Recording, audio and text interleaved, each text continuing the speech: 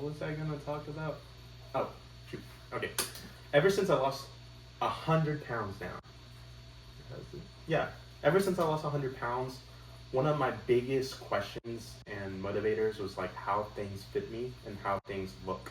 So today we're gonna compare a little bit about how I used to dress and how it looks.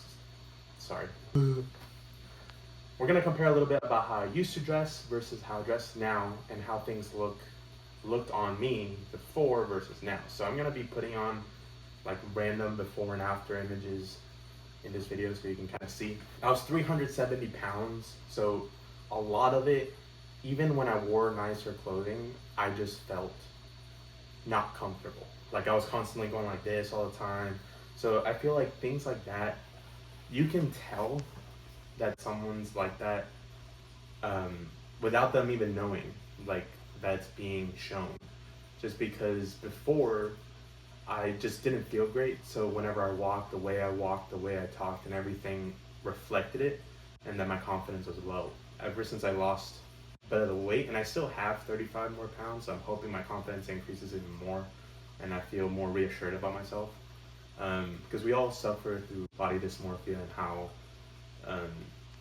we just feel about ourselves. So my mindset before was I'm just gonna keep going because there's no point in like trying to change, versus now my mindset is more I'm gonna see how great I can become, like not for anyone else but for myself, like not just physically on how I look, on how I feel, but like just goals professionally, in social media, and everything. I'm trying to level up my life and I'm trying to really make the change, because in my mind I would see people before looking really good, doing really good, making a lot of money. And then after a while, I was like, why can't that be me? So I started thinking about what I can do to better myself, not really for anyone else. And this is why I am trying to start YouTube again, kind of focus in on fitness and fashion and kind of how they coincide, because honestly, they really do. But also it's true, when you lose weight, things just look better on you, even if it's not necessarily nicer clothing. Like you can just wear a normal black t-shirt, or you can just wear a Tate McRae jersey, which I love Tate McRae. So if you could tell before, I would wear a lot more like just big t-shirts with just giant graphic designs, just workout clothes that fit, essentially. I wouldn't even wear my own brand. If you don't know, I have a fitness brand that I'm hoping to expand into fashion and different and streetwear and all that stuff. But for right now, it's mostly fitness. But I couldn't even wear my brand because most things didn't fit. I could only fit in like one type of clothes, one type of shirt, and a hat. And man, that was embarrassing. A lot of people would ask me why I'm not wearing my own brand, and I was like, I just couldn't fit. I was too big.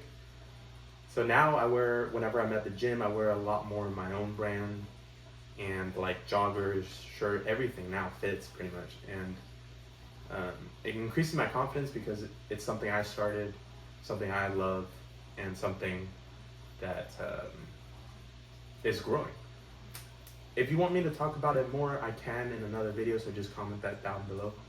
But now in the gym space, I wear gym clothes, my own brand, and now outside the gym, I try to actually like dress up, level up on my fashion and everything, and not just wear gym clothes all the time.